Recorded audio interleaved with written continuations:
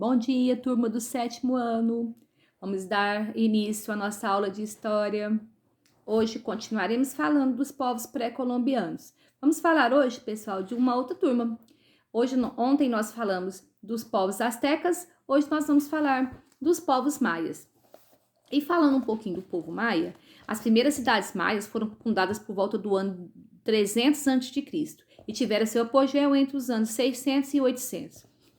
Quando constituíram um total de 60 cidades habitadas por cerca de 5 milhões de pessoas. Cada cidade maia tinha um governo próprio.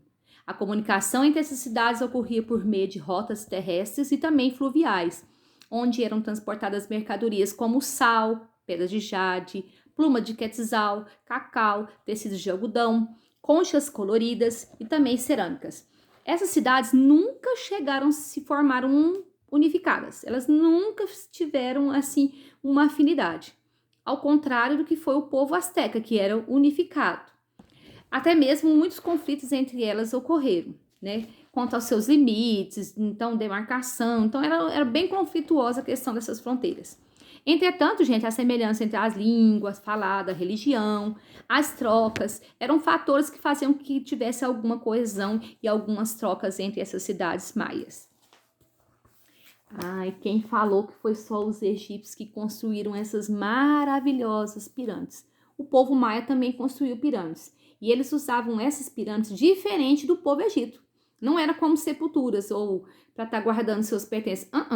Eles tinham essas pirâmides uma coisa mística, relação com os deuses que eles acreditavam. Lá também eles realizavam sacrifício humano, né, em homenagem ao Deus. Eles temiam muito que a lua ou o sol desaparecessem. Eram coisas que a gente vai ver em outro momento também.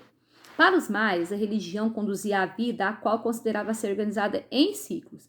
Cada um ciclo encerrava o outro e o outro iniciava. Então, a gente vai ver que os maias categorizavam as datas usando 3 calendários diferentes. O primeiro era o Raab, que era o calendário civil e contava com 365 dias em cada ciclo, sendo o ano dividido em 19 meses. Cada um consistia em 25 dias, exceto por um mês de apenas 5 dias. Então, o Tzolk'in era o calendário dividido em que ditava as datas de cerimônias religiosas. Esse outro contava com 260 dias, em cada um de seus ciclos subdivididos em 20 sessões de 13 dias. E já tinha um calendário de longa data, que eles vão contar com uma contagem de tempo bem mais longa, que é de 7.885 dias. Ao final de cada ciclo, terminaria e recomeçaria de novo, é onde que eles falam que às vezes até terminaria o mundo, né? O que aconteceu em 2012. Muita gente em 2012 fala assim, o mundo vai acabar. Aonde que estava isso falando? Porque os maias, lá no calendário maia, falava que em 2012 o mundo iria acabar. Mas não era isso, não. Segundo um antropólogo mexicano aqui, foi um erro de tradução. Esse erro de tradução não era que o mundo ia acabar em 2012, e sim um ciclo acabaria em 2012. Lá na página 38, tá assim que... na página 38, não, na página 40, ainda sobre os maias. Entre os maias também era comum haver a prática de rituais marcados pelo sacrifício humano, com a intenção de apaziguar a ira dos deuses e evitar tragédias. Então, gente, eles faziam sacrifício humano para que os deuses fossem benevolentes com eles, né? Ou fossem bonzinhos com eles, né? Não deixasse faltar alimentos, né? Ou então a questão da lua ou do sol, quando eles viram o eclipse, eles ficavam loucos pensando que o sol ia desaparecer. Assista o filme, já falei para vocês, assista o filme Apocalipse, vocês vão entender um pouquinho desse mito, desse místico, desse povo. Além da religiosidade, os membros da elite, que eram os mais importantes, eram responsáveis pela administração, também pelo comércio e operações militares. Abaixo desse grupo estavam os guerreiros, funcionários da administração, artistas e artesãos. Havia também a classe dos camponeses e na última camada social, se a gente fosse desenhar uma pirâmide assim, lá embaixozinho assim, estariam os escravizados, que geralmente eram aqueles prisioneiros que eram mais fracos, prisioneiros de guerra, que estavam ali para trabalhar para o povo maia.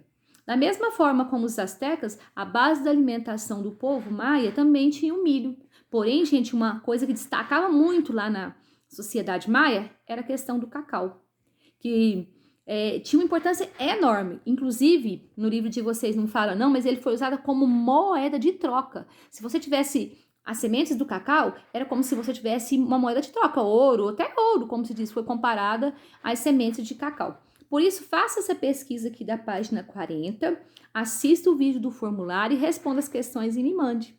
Então, hoje, no dia 17, nós estamos estudando a cultura e os povos maia.